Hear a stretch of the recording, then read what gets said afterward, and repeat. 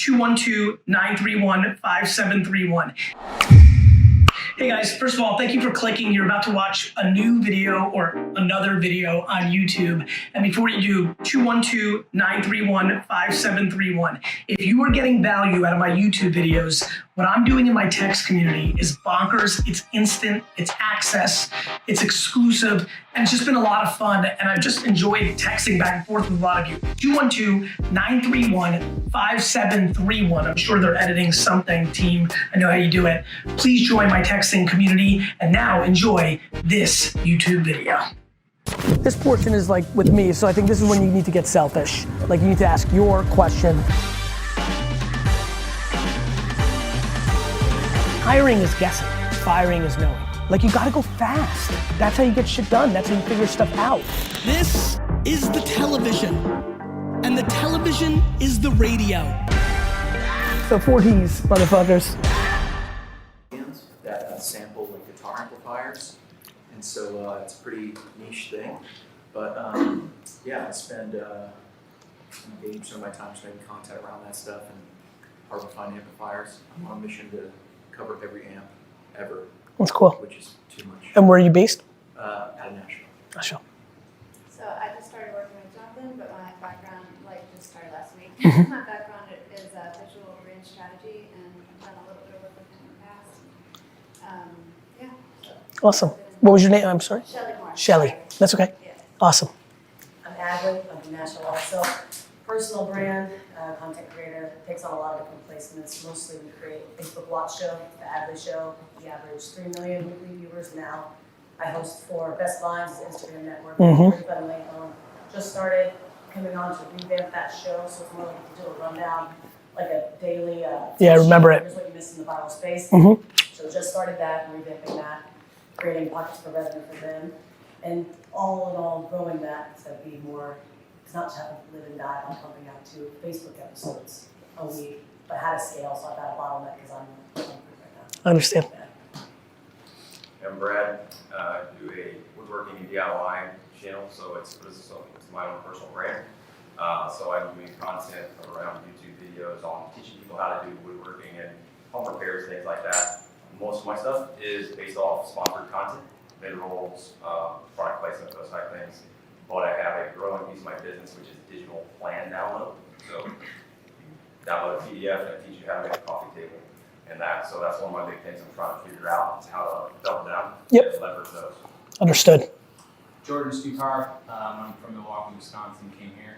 I have a company called Sales Domination System. I come from a sales background. I actually met you about 5 years ago at Grant Cardin's office. And what we do is we build a CRM product similar to Salesforce, so on and so forth, with a lot of extras. And so that's what we're doing. And that's what SaaS. I spend my time doing, SaaS. Understood. Good to see you again. Justin Jones at Grand Marketing Excellence Group, we're an agency that drives tourism to like cities, states, vacation rentals, hotels. The primary book of business is vacation rentals and hotels. We're property management companies that manage hundreds of properties. They hire us to help Drive leads, revenue. Yep. Understood. Where are you based out of, sir? Knoxville, Tennessee. I'm Jody Stein. I work with a company called Earthscapes. I am pretty much their sales and marketing team. We are professional landscaping based in Chattanooga, and we are looking to grow. So relatively new in the media branding. We're trying to kind of solidify who we are and get in front of the right people using some new different techniques. Is it a individual business or is it a franchise model? It's individual. One company that's servicing this general area or? Awesome.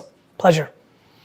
Hi, my name's Rob, and 10 weeks new to Chattanooga, just moved here.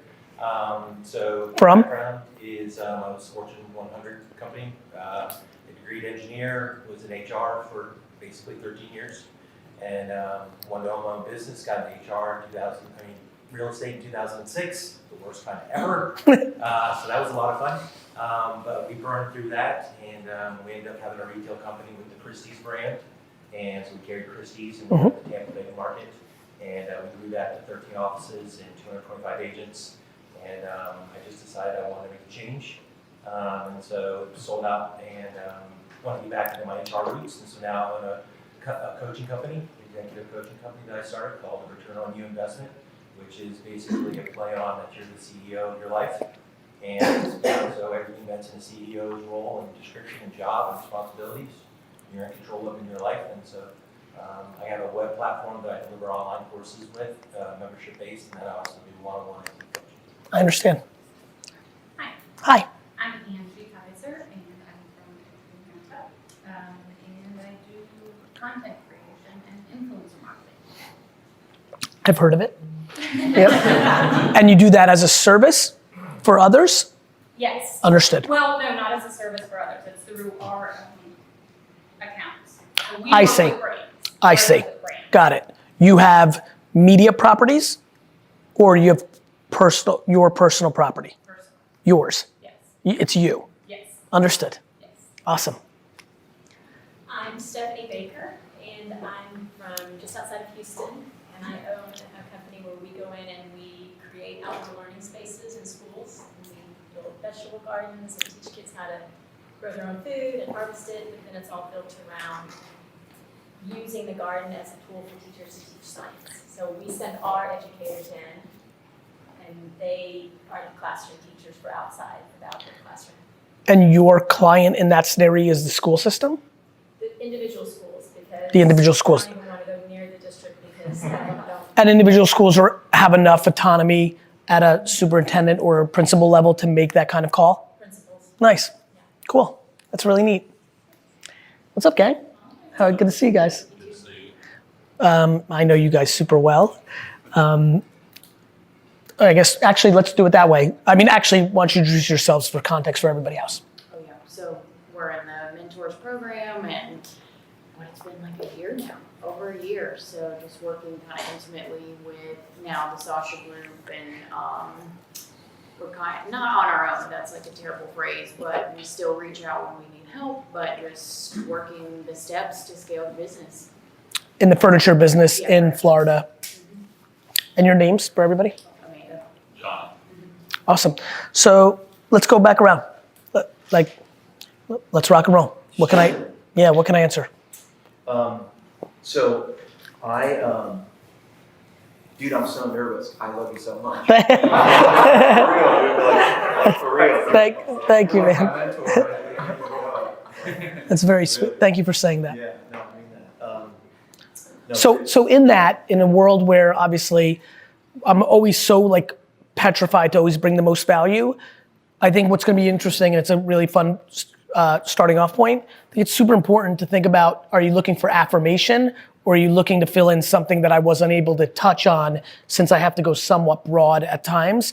And both are cool. Like, I think it's wild to think about how valuable affirmation is. Like, sometimes it's just the push, like I always talk about the story of like being late to swimming. It wasn't affirmation, it was that my sister started swimming, I heard it, playing knock hockey, and the thought that my 6-year-old sister as a 9-year-old was gonna swim before me forced me to run, jump in the pool as a non-swimmer, scared shitless of swimming, and literally in the next 8 minutes figure out that I was swimming, and then spend the next decade trying to make pretend I swam first. But it's one of the few things she didn't let me like win. So, I really appreciate that comment. And then what that makes me do is tell that story to say, hey, are you thinking about it? Is it gonna be affirmation because and you've felt the nuances and what's to double down? Or is there something that I haven't been able to touch on that you've been curious about? Or, which I'm sure some of you know this, I think so much of my strength is pulling from opposite directions. So if you listen long enough, the amount of potential contradictions, while what I think it is balancing from both sides, may lead to a clarification need. Because if you're not pulling from both, then you can't pull it off. I think a lot of times I'm like, man, I'm throwing so many ingredients at everybody that what I'm starting to realize is like, fuck, all of it doesn't work if you're missing one of the, I'm like, why is it working and why is it not? Why are people walking in and like completely, like whether from external, internal, transforming, and why are others not? Which led me to insecurities and all that stuff. But when that's done, I'm like, right, you need to do all these things. It's like a really well-cooked meal. If you hold off the spice, then it's just not, like there's a lot there. So I think that's a good way to frame this up for everybody to think about. I don't know if that's inspired maybe a question, but. So I had my side thing Yep. kind of become my main thing. And I left my family business by working with my dad. and I was gonna take that company over until Right. I wasn't. And so now. Is there disappointment in the system with that? No. Good. But here's the thing, I ran his business, and now I just hired Shelly. Yes. You know, and I have something that's really working. And I'm scared about building this culture because I didn't always have the control over that culture, and that was my excuse. To not do it, to not always. You're not sure if it's in you or not because you had the ability to not even have the ability to do it. Yeah, 100%. Well, I think even the fact that you're thinking about it already makes me optimistic that you have it in you. The fact that you even recognize that question means that it's something that you value. Yeah. I mean, here we are. You're nervous to ask me a question, and the place where you naturally go is actually caring about culture, which already makes me know that you're probably gonna do a decent job with culture. What would you say? How do I shape it, even in the small? By overvaluing human beings. It's not super complicated. If you're playing long, like I'm not Mother Teresa, I'm just playing long. I mean, when I look at D-Rock, Mickey, and Jesse and think about, we're now over 20 fucking years of collective and just 3 people I'm looking at, right? And Nick, I mean, like this is ludicrous. Like we keep people, I mean, Nick is doing such interesting shit on his own right now, and I watch that and I'm just like pumped. I'm rooting for him so heavy. I don't even have time. I'm so busy, I don't even have time to tell him that directly. I use these moments to double dip to like keep telling him, keep going. It's true though, you know, and like that's like not the way my dad would have fired Nick at the first indication of a leisure apparel brand that he felt like everybody had to do it for him. Like, you know, you just lean into people. It's not super complicated. Fucking are sitting here because I promised Mickey that if he joined VaynerMedia, I'd open something in the South. That is real talk. There was no good strategic reason to open this office, you know, other than I promised Mickey, you know, and he luckily went to like baseball camp here after I came on a trip here and like fell in love with the city. So I would say it's actually stunningly easy. Do you value people more than you value short-term profit? Most people don't, which is fine. But it's really easy when you care about it. I think where you have to be careful of is where I'm at my weakest, which is you create entitlement because you lack candor when you need to make people actually perform on a business. I think my shortcoming, my kryptonite has been ironically something nobody would believe on the way that I communicate publicly, which is I've been too soft, which has created entitlement. A lot of the stuff I put in the system is trying to coach myself into it. Fire faster, be more, you know, like these are real things, you know, so I'm a bleeding heart. Like I'd be a great guidance counselor and a great therapist and a lot of other great things. You know, it's where some of the crossover is different than me than others that people have worked for. I'm different. And that's why I feel different, and it's true. And it makes me have less economics in the short term, and people out there make fun of me for that. It's only because they're judging in the second quarter. Let's see how this all plays out. So, it's real easy. Just choose it. You know, I think the question becomes, what you might be struggling with is you see certain things that do work for that business on doing things that maybe you naturally wouldn't do, but you haven't seen the alternative yet.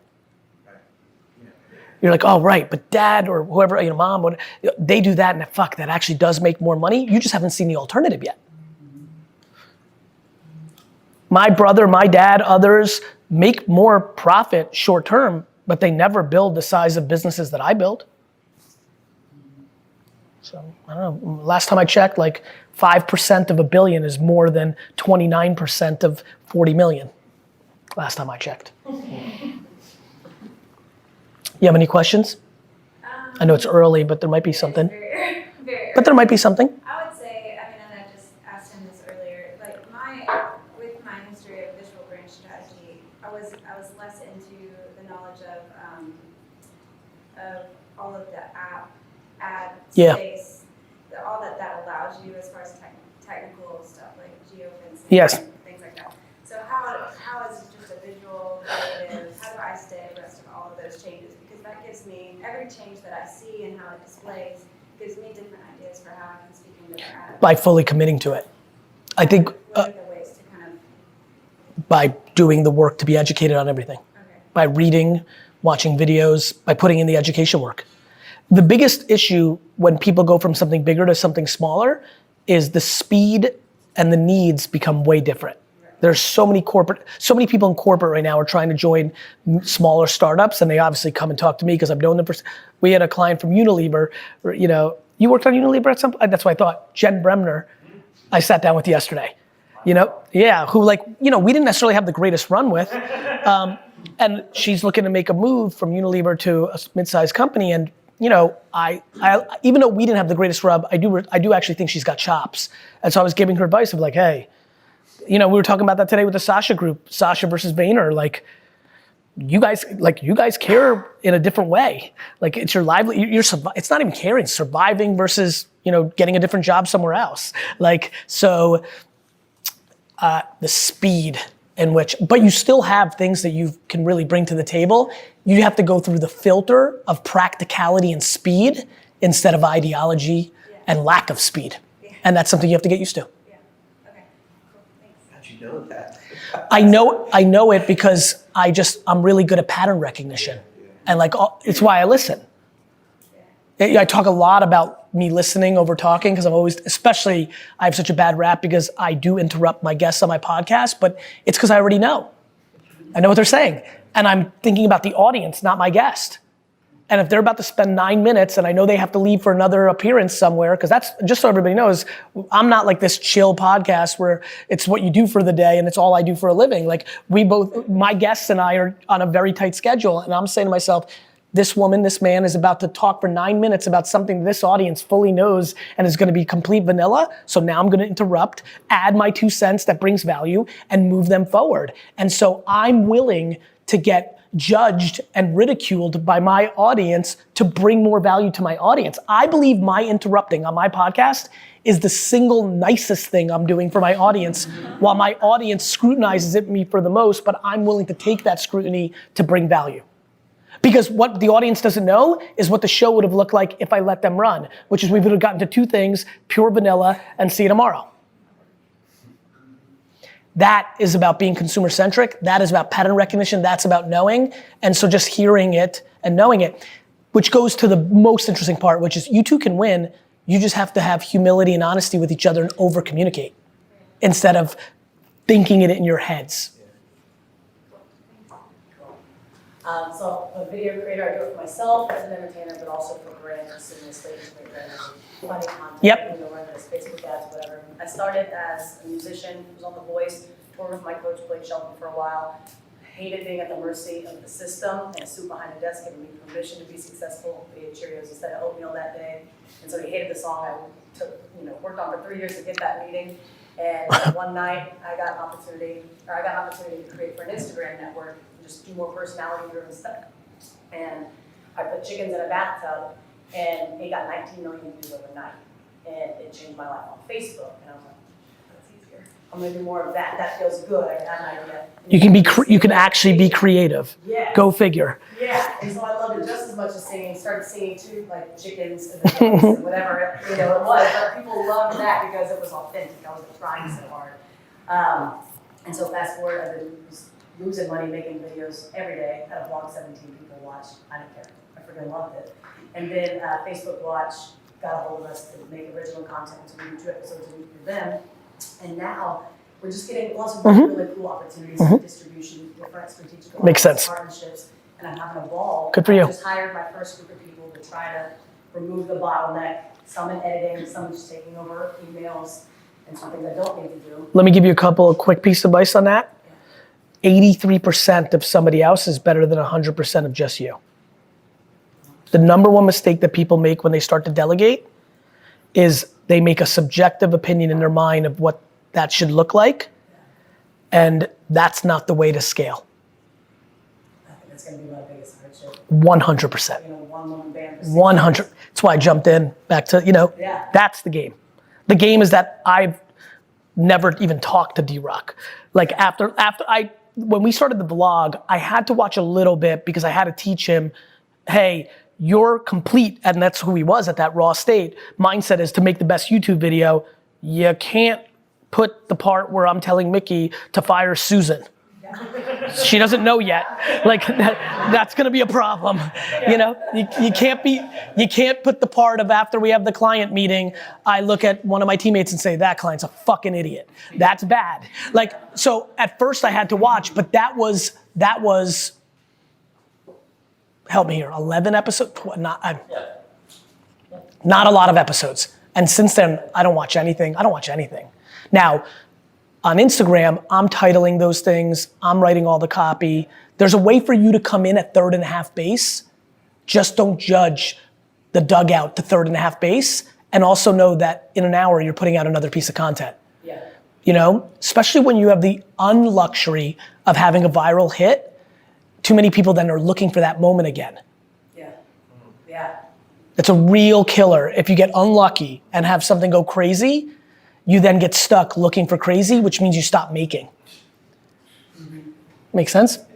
You know, for me, I make 100 pieces of content that add up to 4 million views instead of being crippled for 9 days making one video hoping for 4 million views that gets 37,000 views. Yeah. And now that we get to do it so sustainably and just transparent, like 1 month will make 30 grand on the Facebook page, the next month makes 5.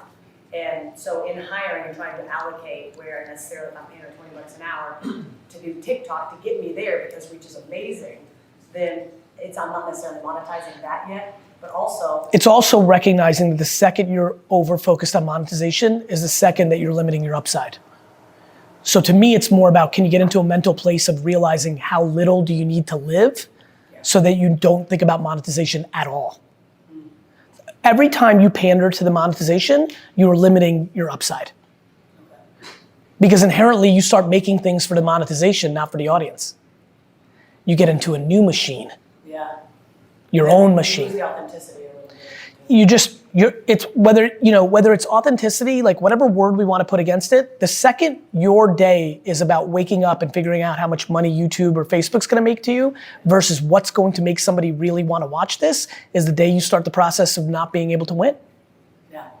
You know how fun it is that not a single piece of my content, back to a lot of business model here, you know what it feels like to not make any content with the thought of how does this create a top of the funnel scenario to a landing page that converts to my livelihood?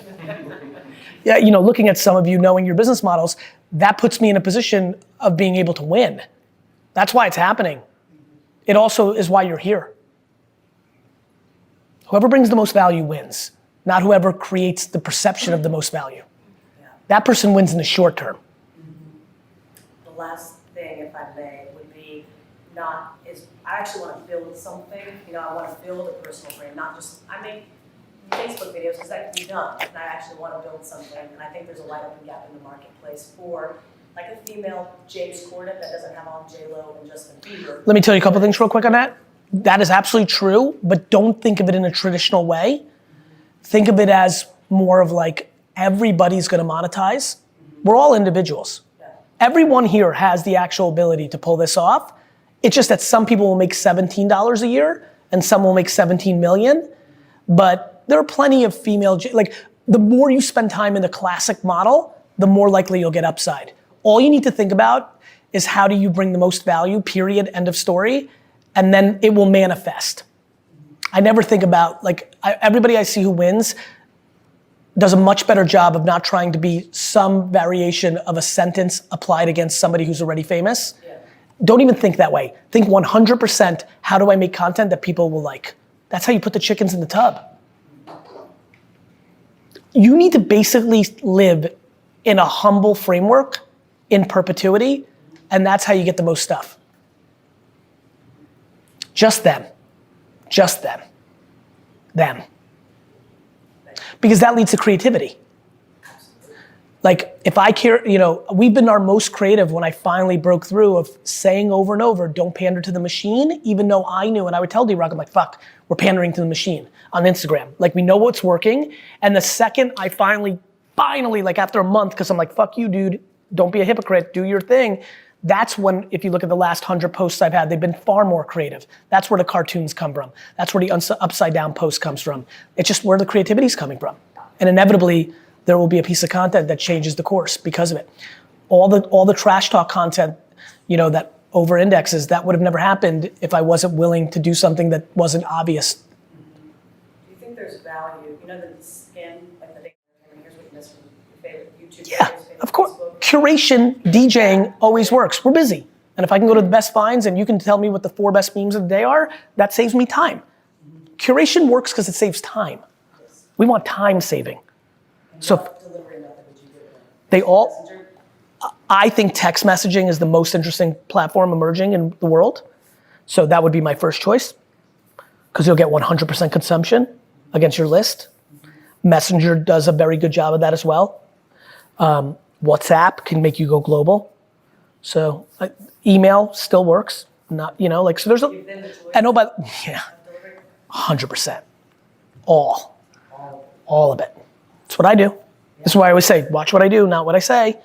You want audio? Got you. You want video? Got you. You want email? Got you. You want written? Yep. LinkedIn? Good. Cartoons? Good. I don't care. Yeah. No friction for consumption. So I've been, much like Adley, been doing the one-man band for a long time, so I also turned into full-time. And what I've got the product side, the digital products, downloads. How much are those, how to build a coffee table? How much do they cost? Transaction. Keep going. Yeah, and what I found is that I've been growing those, doubling them year over year. And so it's starting to get big. It's about 20% of my business. What do you spend on acquisition and where do you spend it? It's all organic. All organic. 100%. That's great. So my whole business, You know why that's great? Because that's terrible. right, because I'm not doing the upside. Correct. Right. In the world, and again, in a world, because I know a lot of you have this context, you can't underestimate how underpriced this media is. Right. Like Instagram swipe up ads for you with the right content would be uncomfortable conversion. Pay 2, get 9. Pay 2, get 9. Pay 3, get 9 at scale. Right. This is how businesses go from 4 million to 40 million in a year. Because once something works, you can pour lighter fluid in perpetuity. Right. Part of the scaling, I'm trying to figure out how to scale. So about 50% of my business is sponsorships in between direct, long-term, product placement, things like that. About 20% in the plans, about 20% in the ads. Google AdSense on my blog. The plans. The plan, that's what I was going to say. For like scaling down, like I said, I'm a one-man team. Hire and invest. So from there, that's my question is would it be getting a Facebook ad manager? Yes, Would that be it's getting a math person. You've got the art down. You need math. I am a math guy, but. By the way, I believe that to be true. Right. Then you got, I need the hands to do it. math is a commodity. Art is not. Gotcha. Got it? Yeah. If you're like me, math and art, I gave up on math a long time ago. I'm good at math. I understand what it costs I understand the concept of pay $9 for a wine customer and look at the back end and my profit's 11 and keep going until that doesn't work. And then if I'm upside down, then I think about the lifetime value and I look, we're the best wine store in the country. So they keep coming back. So actually 11 is okay. Most companies it's not because they don't have return business and blah, blah, blah, blah, blah, right? But I gave all that up because everybody can do math. Meaning anybody that can do math does math because it doesn't move. Art moves by the second. The culture moves. So how would you? I'd hire a math person. And where would I go to find? And that's been my problem is trying to find folks. Where are you based? Nashville. So there's a million ways to do this, right? We'll try to send you some recommendations. I don't know who former Vayner employees are that live in Nashville. There might be like. You could hire. I think one of the great moves is to hire a small agency and then steal their employee. Put out. That's a good idea. Like interview 10 small Facebook agencies in Nashville and meet them all and be like, I really like Karen. She seems sharp. Hire that one, and then try to steal her. There. Yeah. And then the scaling of the product tree, the product offering. So I've now bundled. So instead of doing 9, I'll do 5 plans for $29, 30% discount. You get all my plans for $99. Looking at from the product perspective. You know what I don't like about that yet is you're making all that judgment off the history of organic, and I don't know what the upside is yet on proper media. Right. Well, that's my. I would sell them individually at the highest dollar amount and test them. How many different products are there? About 30. I would test them all at scale across all LinkedIn, Facebook, Twitter, whatever, for 6 months, have a real understanding, and then make the decision that you're asking right now off of far more data. Okay. My concern was just the acquisition cost of our product would be too high. It might not be when you're actually arbitraging against the most underpriced attention. It might be, but it might not be. There's also the question of if you have a ton more customer, you pay 14 against 9. First of all, why 9? Like if it's costing you 14 and you raise it to 17 and it works, and now you're using that audience to triple your sponsorship business. A lot of things that people don't do is they don't play chess. They go too binary. If I've got those revenue streams that you have, I would say to myself, you know what? I'll break even on the products because I want to go to scale, but I'm going to siphon that attention from the products on this content so that I can ask 10x on the sponsorship side. Right. It's kind of like I got it. I got it. Huge following on YouTube. You're the reverse because that was the cadence and how you did it. Right. You can also reverse it back. Gotcha. Okay. Right? All of a sudden, I may want to pay you $1 million a year. They may. You've got to play on both fronts to find out. Right. Okay. Clouds and dirt, right? When the reason that works for me is like that's how I think. Like you always have to play on multiple fronts because it might be the upside down thing. Could you imagine? And businesses are more likely to overspend. Right. Got it? Yeah. So you might be able to get a $500,000 sponsorship that makes no fucking sense, which then allows you to say, oh fuck, now you see where I'm going, right? Yeah. It's more likely you get grossly overpaid by a sponsor to then use those dollars to sell lower funnel than the other way around, because that's the market. Right. Got it? Yeah. Absolutely. Thank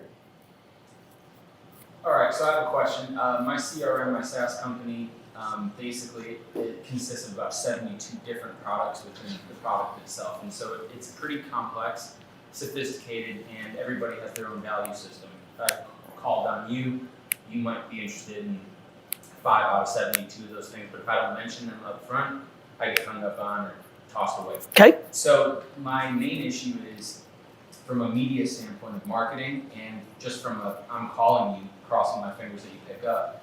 What do you think would be the best way to kind of condense the entire, 72 products into one easy, simple to say, like, this is what the fuck we do?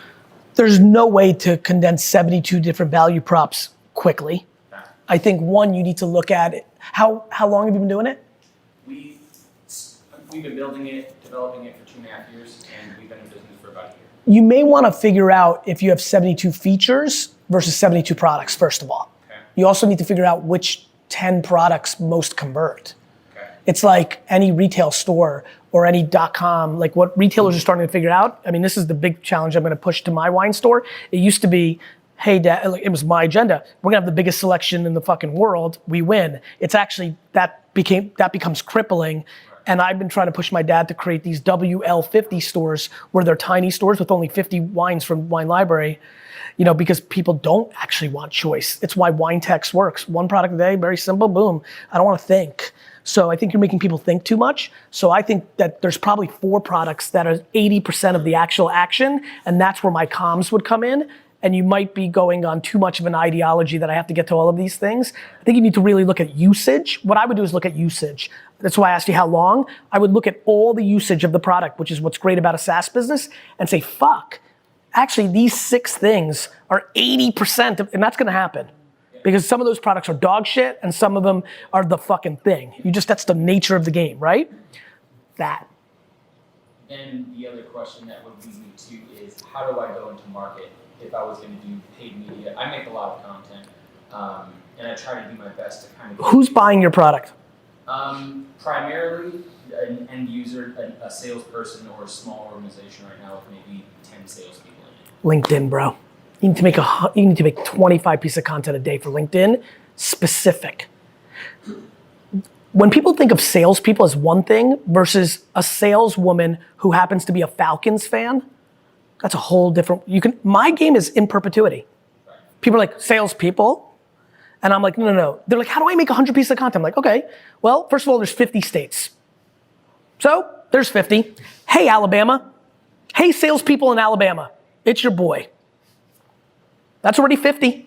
Because I can promise you when you run ads against small businesses or sales organization in Alabama and it starts with what's up, Alabama, that already does better than it says, what's up, it's your boy Gary. I know it's true. You start then saying, then do that piece of content when the Auburn-Alabama game is going on and you make some sort of reference point that says, if you're an Auburn fan and leave a comment, or if you're a Bama fan, leave a comment in LinkedIn, whoever wins the game, that person gets 10% off, the other one gets to cry twice. And so if you look at the collective reaction to that idea, that's why I win, because I'm in the game of ideas and then just making shit. LinkedIn is uncomfortably underpriced. Organic, let alone paid. You need to go, if you made no content anywhere else, which is so against my macro thesis, but if you didn't, and you made 100 pieces a day for LinkedIn that was specific to psychographic, demographic, location, age, gender, sex, you will win. Crush it. Okay, that helps out a lot. It's really, I know it will. And what's really awesome for me is it's gonna work. Yeah, I believe it. Good. Yeah, It's kind of like believing that if you eat well and you work out every day, you'll look better. Right. I know you believe it. I'm telling you to fucking do it. Yeah. What would you say would be the second best place? Nothing. Just LinkedIn. Meaning you can't imagine, you know what that would be like if we were like kids and only wanted to eat candy and I literally walked in right now with a fucking truck full of candy and you'd be like, yo, where else is there candy? I'm like, motherfucker, we can't eat all this candy. That was the question. So push all my shit on LinkedIn Yep. and just destroy it. Yes, but bring them value. Of course. Well, like that's a challenge too. You know, like that's not so easy. I don't think it's terribly easy, but I think with enough content, I can start digging into. And then start reading comments. Yeah. Ask questions. One of the things that very few people do is make content to ask questions. I love that because then you get answers in the comments, which then leads you to the next piece of content. Yeah. So much of my content is actually not made for any other thing than an insight to a hypothesis. It's how I got to all the content that I talk about today. There was no strategy session where I'm like, I'm gonna make content about parenting. That was a thing that happened out of making all the content that made me get to the realization of so many opportunities and vulnerabilities. That's why it resonates. The reason my content resonates is it comes from the community. Thanks.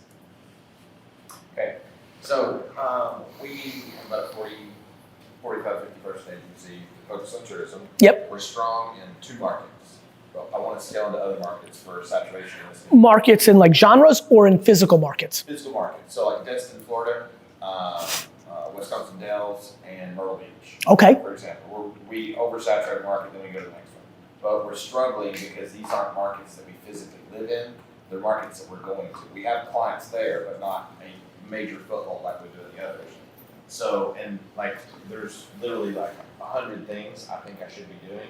So then we try a little bit of it, and then we don't see the result, and then we just try. Bail. Yeah, we're trying too much. So. And the reality is, and I understand where you're going with this, is you know in your soul that you're not doing enough to actually see the full results of it. So you're just kind of caught in this hamster wheel of half pregnant, and then like I get it. I'm emotional about this because there's like 10 things I tried to get Wine Library to do. They did it for there was this incredible concept I had of pricing every wine in the store at a 1 bottle level, a 6 bottle level, and a 12 bottle level. Like that's it, like case discount, like it fucking was going to be big. Literally because Passover was coming up. My dad wanted to put kosher wine in that spot, tore down the whole concept for 3 days worth of business of no money. And like destroyed, like didn't give it the full chance to do what it was gonna do. What I think you need to decide is profitability. The answer to your question is actually very easy. You know I can even tell the way you asked it, you actually know it's right, you just have to make less money. You have to plop someone there or plop it longer and eat the crow of no results because it fucking needs 9 months to get to the results. You're in the sales transaction mindset, not in the brand building mindset. And you know it. And now the question becomes, can you afford it? That becomes the thing I don't know in a moment like this. But then when the person says no, and I'm always pushing, and you guys know this, make less money this year to build something bigger. Make less money. That's how you do it. It's called investing in your shit. And then there's also audit the 20% of things you spend money on that are fucking garbage. Your worst employee, some dumb thing that you're not even paying attention to, that you're recurringly getting billed for, like your snacks are overpriced. That was the big brouhaha at Vayner this year. I eliminated we were spending hundreds of thousands of dollars on bars and 4% of the people were eating it, so I fucking eliminated it. Of course everyone acted like they ate it every day of their fucking life, and I'm fucking Hitler, but but that was just a good business decision based on what was actually happening. Yeah, they're good, they're scrappy here. I'm talking about fucking New Yorkers. Got it? That's the fucking answer. Okay, so I'm Jody. I work in landscaping. I apologize, Jody. And if you can really find a system where you can get the highest kind of person to make the impact at the lowest possible cost, you can really scale the fuck out of this. And you're looking for a Swiss Army knife, right? She or he's got to, you got to find an entrepreneurial tendency person, right? Yep. Okay, Jody, Earthscapes, we're professional landscaping based in Chattanooga, and I don't actually own this company. So I heard. I'm sales and marketing, so I'm kind of wearing 2 hats, and we're small enough for a lot of us in the office to be wearing multiple hats. That makes sense. So I have 2 questions. The first one is, how do you kind of balance that? Sales and marketing or not owning the company? The sales and marketing is the first piece. So I want to. Well, the good news on that is that's like a brain and a heart. Yeah. It's that's honestly, if you really synthesize what I've been up to, and even so far halfway through, people think they're marketing, but they're actually selling. Totally. Well, and then the other piece of that is there separation really between your business and what you're doing and yourself? I mean, so we're hearing a lot of people talk about content, putting content out. The content doesn't necessarily have to directly relate to what you're trying to sell. Not only doesn't it have to, it shouldn't. To get the maximum upside. Now look, some owners are not meant for content. Yours may not. This is where you get into Snoopy. Maybe your breakthrough is a cartoon in stick figure form, and that cartoon is the thing that can do everything. But yes, for everybody here who's doing any kind of personal branding, I do so much more works for me because I'm into wine and the Jets and garage sailing, and all of it people try to theoretically say is wrong. You're stretched in, what do you represent? When I started garage sailing on Trash Talk and on Instagram, so many of my smartest friends hit me up immediately, on Instagram story first day before Trash Talk, and we're like, yo, you can't do this. You look stupid. This is crazy. You're on the verge of becoming one of the most important business people. What are people gonna think? I'm like, the fuck are you talking about? You mean you want me to pander to the ivory towers? What are people gonna think? I think that hundreds of thousands of people are about to make an extra $1,000 a year that they need for a better family vacation, and their life will be better. And I'm not worried about the fucking CEO of fucking, worried about the fact that I garage sale. Okay. So, I'm obviously speaking for the company when I'm Yes. marketing for them. So can that just be me? Can that be my voice? Of course it can. I think more importantly, the question becomes, the voice needs to be something that brings the most value to the audience. And so the voice takes on a lot of layers. Of course it can be you, but let me give you an example. I think the voice should be all of the following. You, when you're out to dinner with your girlfriends. You in the office. The founder when he or she is golfing. What people don't understand is it's not a singular voice. There's a million different reasons why I would consider letting you cut my lawn or hedge my flowers or whatever the fuck you do, right? There might be a million different things. Totally. And how you do that on Facebook and LinkedIn and Instagram and Twitter and all these platforms, Google, on Google where it's all intent-based marketing, that is more sales. Google AdWords is selling, not marketing. On Instagram, it's fucking marketing, it's visual, right? So don't get caught in that place where I think a lot of us were taught to do, which is like, what's the voice? Even if it was just you, I have a funny feeling there's at least 13 different versions of you given the circumstances you're in. I have a funny feeling you're a totally different gal when you're best friends on a weekend in Vegas on a girls trip than you are in this room right now. You should see Dio when he's with his fucking boys. Should go directly to jail. So I think that's creative contextually at scale. They're knowing enough about Chattanooga. There's the hills and there's different things going on here, right? And they need to see different things. Some of them are only gonna play at a certain price point. Others want, a different, so that's how you have to reverse engineer the attention. What has the company spent money on historically or currently? In terms of marketing? Yep. Not that much. All word of mouth? It's a lot of word of mouth, a little bit of print advertising, and Direct mail? A little bit. Yeah. Direct mail and print are great because Facebook can do better. Yeah. That's where you have to take 20 to 50% of that budget and show them. Okay. How much scrutiny are you under by ownership? A lot, right? It's a small business. Yeah. We don't have a huge budget. I believe that to be true. There's no reason, a landscaping business in Chattanooga should not have a large budget. But why do you exist? They understand that marketing matters? Yes. Like I would argue that that's incredibly progressive to begin with. An employee for a family-owned business that is in landscaping, to have a marketing executive means that somebody there understands. Totally. And they're trying to grow too, and they know that's the best way to grow. It's awesome. I think influencer marketing, you should absolutely right now open your phone, go to Instagram, search Chattanooga, find the top posts and DM people and offer them free service. So if you go to Instagram, one of the things, any local business here, searching the city that you're in, then they give you all the pictures and there's top or recent, you hit top, you click it, you see if somebody's visiting Chattanooga for something, or do they live here? If they live here, you DM them and say, very simply, hey, I think you're an influencer in Chattanooga.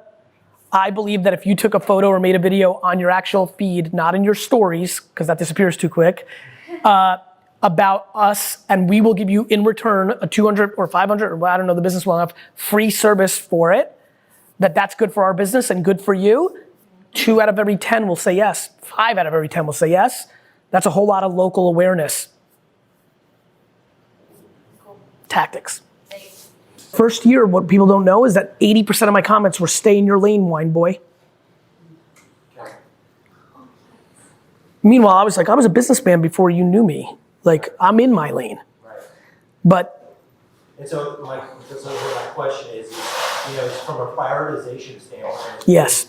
Because that audience matters. It's worth something. And so I don't want to just let it go. It's worth less than you think. Really. Yes. That was where I was going to go. I get it. It's worth less than you think. And this is why these are so fun. It's only worth something if they're willing to use you or bring awareness to you. In a literal sense of, is it worth something in a raw business form? The answer is, the only audience of Wine Library that was worth something to me in a transition of business, in theory, was people that also had interest in business, which many didn't. And those are the ones that called me a sellout, or I hate you, or I miss you, or whatever they said. Others came along. It's not worth something. So that's where my gut was telling me, because, looking at, okay, do I go ahead? You know what's worth something, in my opinion, how I would launch your absolute business? I would ask everybody, in theory, if they'd like to hire you, and then I would create content around the first 10 people that hired you. And then if nobody wanted to hire you, I would pick 10 people and do it for free. That was kind of where I was going to go with it. That's it. I was going to launch with Keep and do old opt-ins and get everybody back in, see who wants to use me. Yep. And if they don't, then just know that's where I. The other thing you can do, and this works for a lot of the people that just ask questions, so I want to make sure they're going to hear this.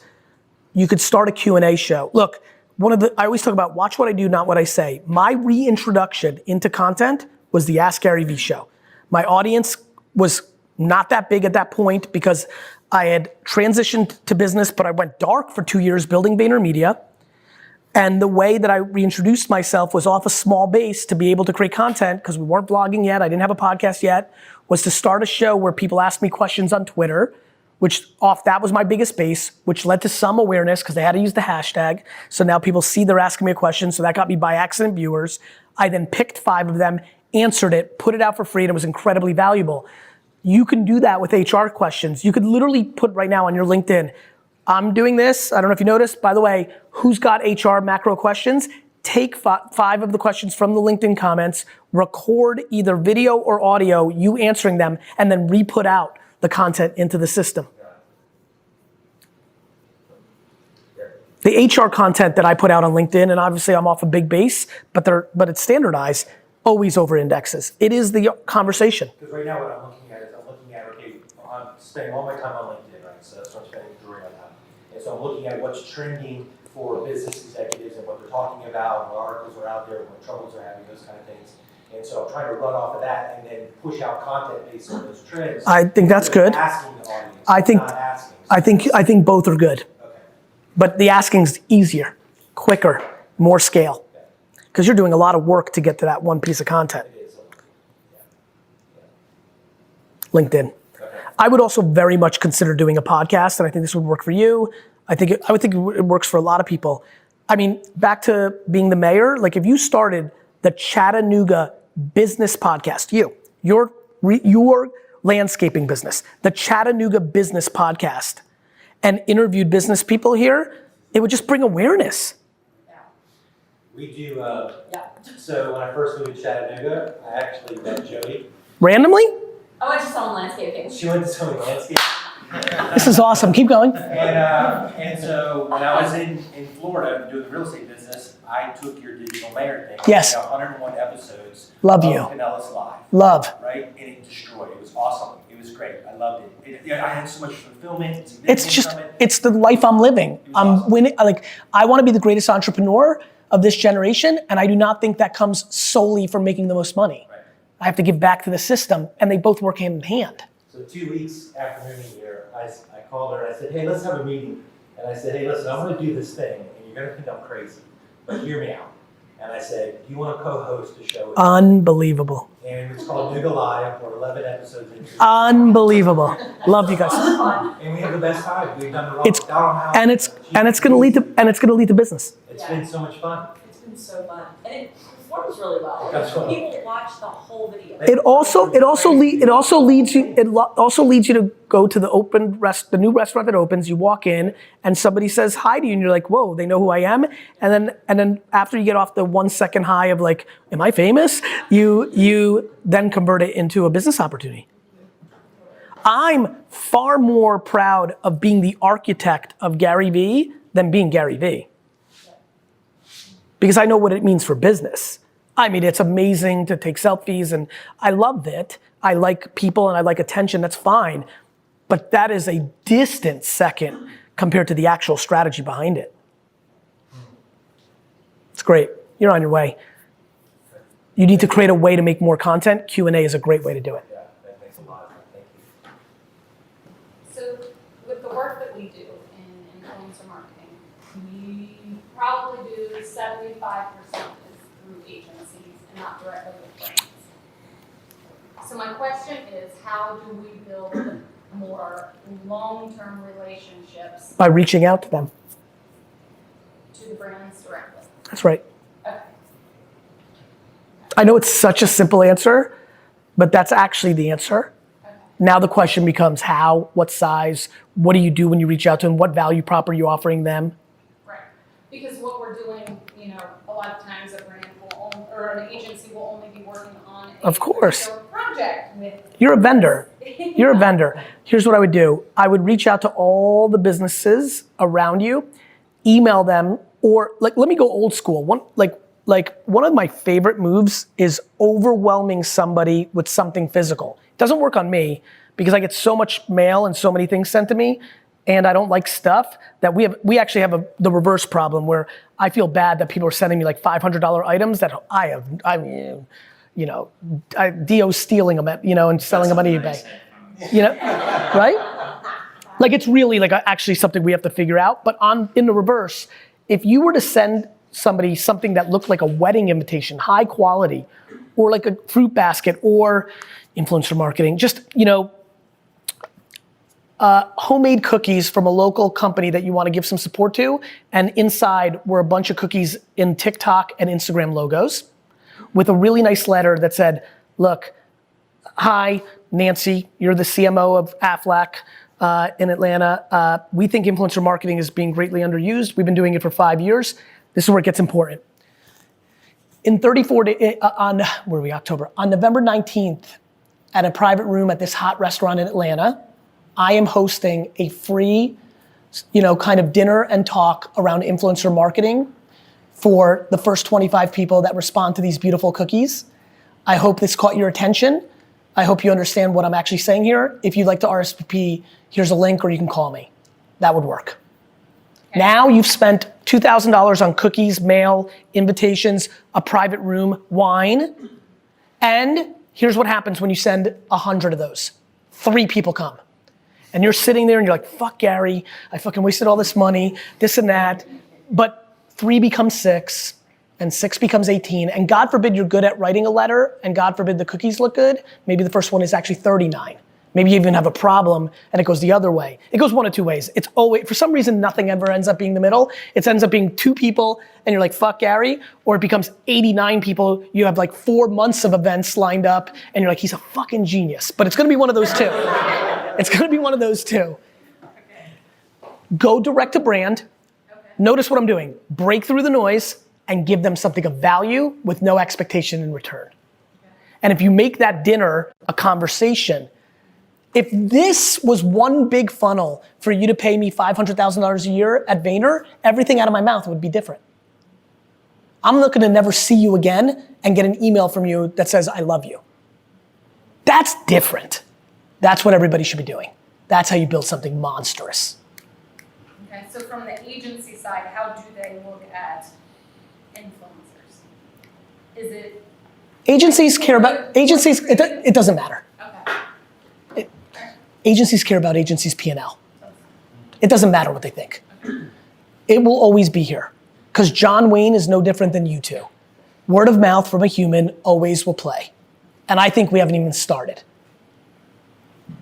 Every 16-year-old in America wants to be an influencer. That is their number one goal in life. That will mean much more supply. And the demand is unparalleled. There's a reason there's traffic when somebody gets into an accident. The reason we rubberneck is because we're fucking nosy. There's a reason that reality TV is a monster, even though it's not real, because we're fucking nosy. We like each other. It's why we're not dead. There's been bombs that wipe us off the fucking face of the earth for 60 years, and we're still here. Humans like humans.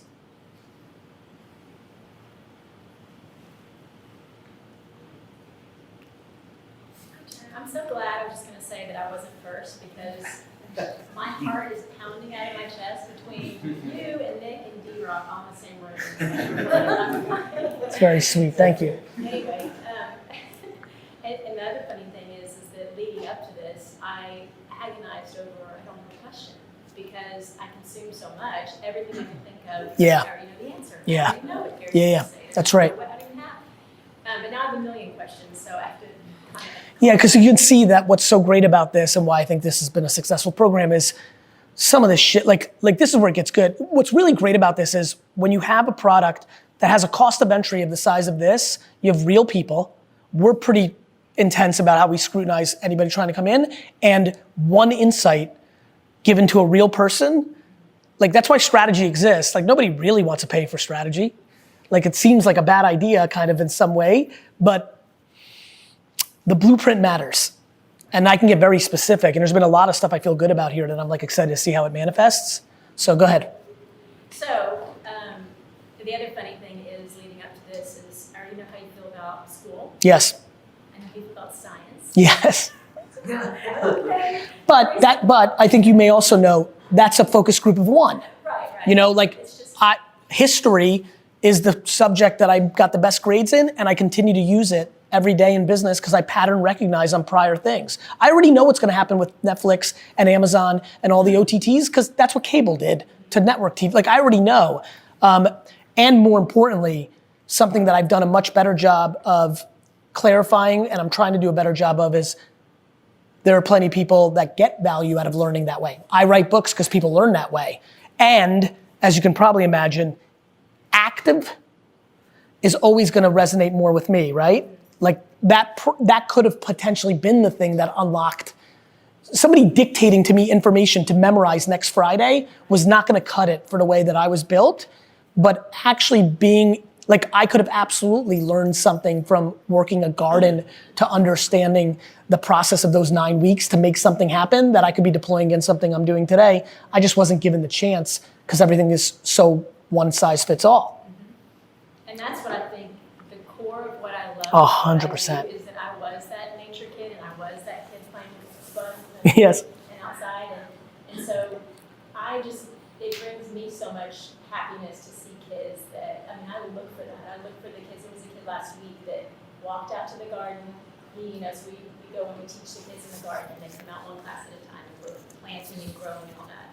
And he just looked broken. He just looked sad. He looked, and I go to those kids first. Yeah. And through the whole time, by the end, he was helping me, and I gave him a job, and he was carrying these huge pile of buckets with soil, and he was like a different kid after 30 minutes, just being out there. I don't know what he was sad about, I don't even know the boy, but just to see that and to be able to, in a school environment, It's really cool. find something to connect. It's awesome.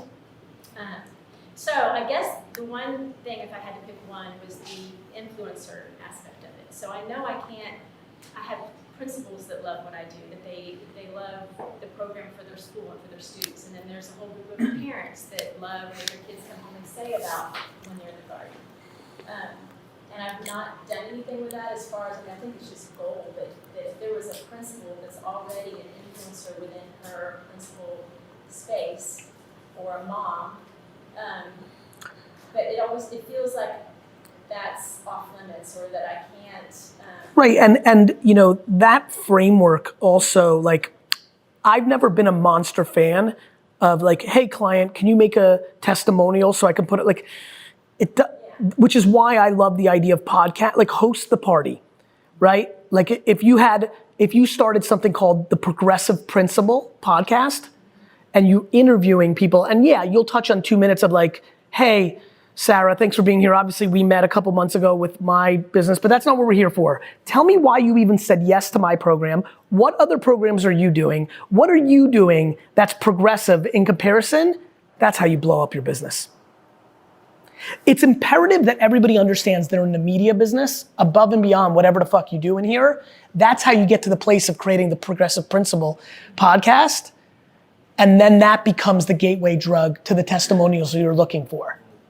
Because in that interview, just like D-Rock and I are doing eye contact on the things we're doing right this second, you will be talking to her.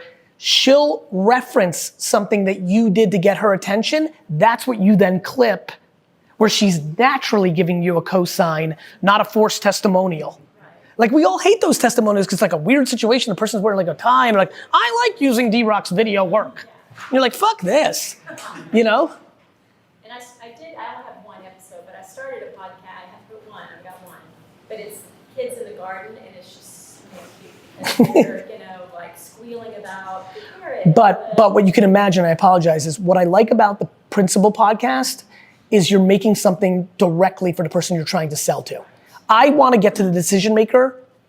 Fuck agencies. Go to the decision maker or the person that influences the decision maker. The number one mistake that people are making about TikTok right now is they don't understand that teenage girls make moms buy shit. You win a 14-year-old daughter, you can sell shampoo to a mom. They go too literal.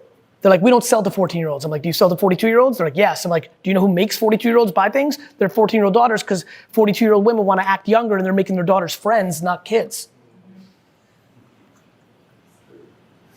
Right?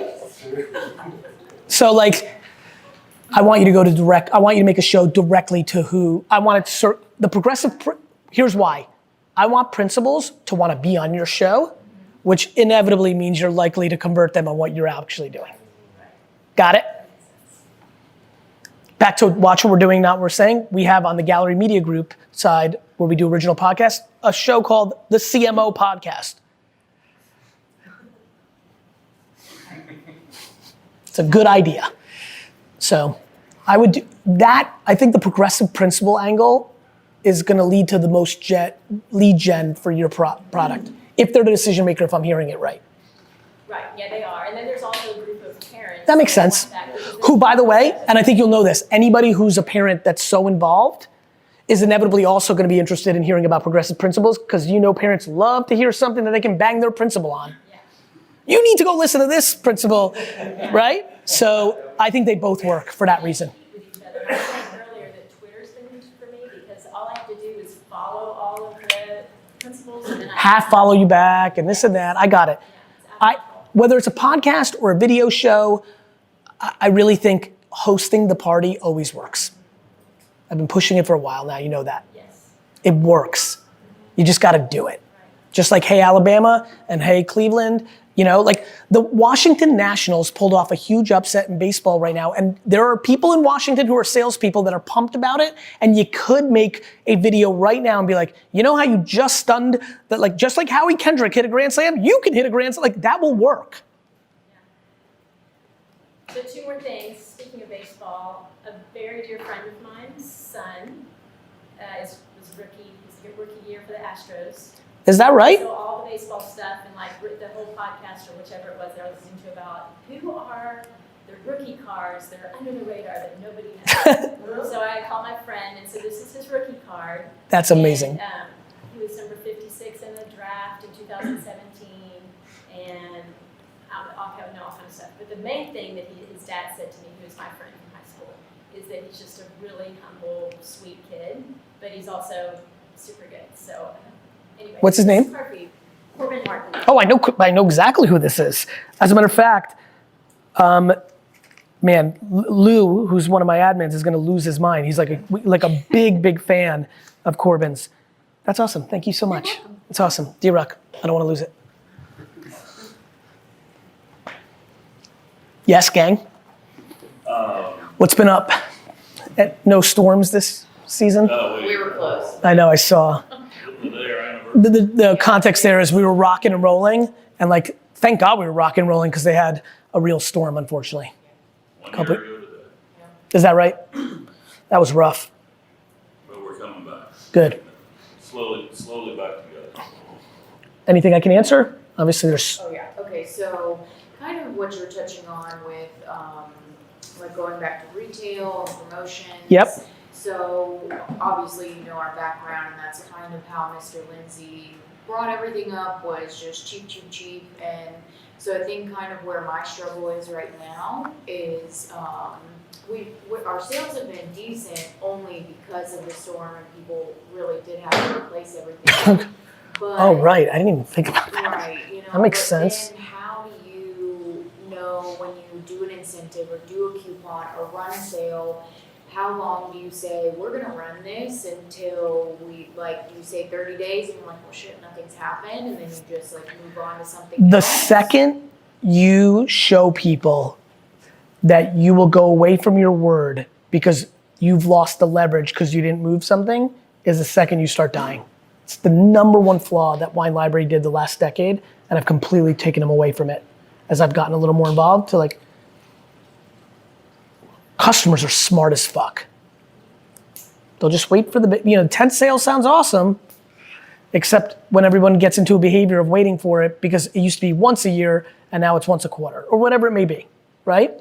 It's all about, I always tell wine, I recently have been yelling, I'm like, I'd rather die with that fucking wine than to show the audience, the customer, that we're willing to bend when we don't sell enough, because then they won't trust anything. That. And there's also repackaging, bundling. I mean, I'd rather, laws with alcohol are pretty tricky, but I'd rather donate wine to the local PTA events. Like, I'd rather give that fucking furniture to the homeless and let the local news, and call the local news. You see where I'm going? Can't give up the leverage. We're too smart. It's why so many of the companies in retail are dead.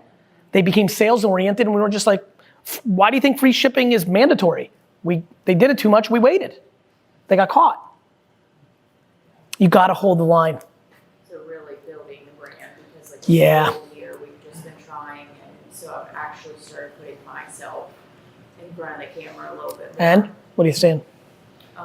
So just trying to like show like I'm a new face. Yeah, what are you seeing? Anything interesting? A I mean, it's little bit. early. I mean, local, Yeah. I get a lot. Like I work out at Orange Theory, so it's just funny because they're like, hey, I saw you.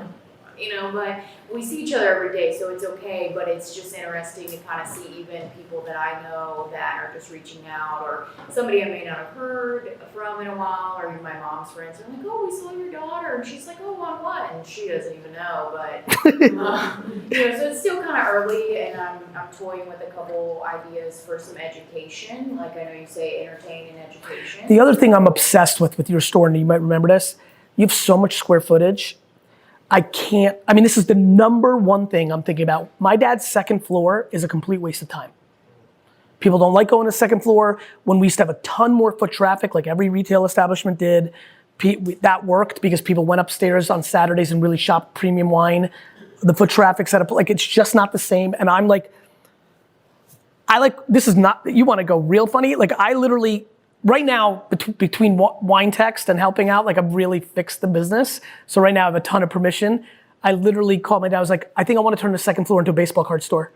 And he's like, okay. He's just so happy. So I still think that you guys turning part of your store into a WeWork, into a sports bar, like I will push you on this every time. It's your biggest asset that is underutilized. I think every book club, every PT, like you should become the community center of, you don't need it as much as you have it. Cut out the, store within store. Like fuck it. Go to the 3 hottest stores in town, the ice cream store, and be like, you want a second location? I'll charge you nothing. It's an asset. It's an asset.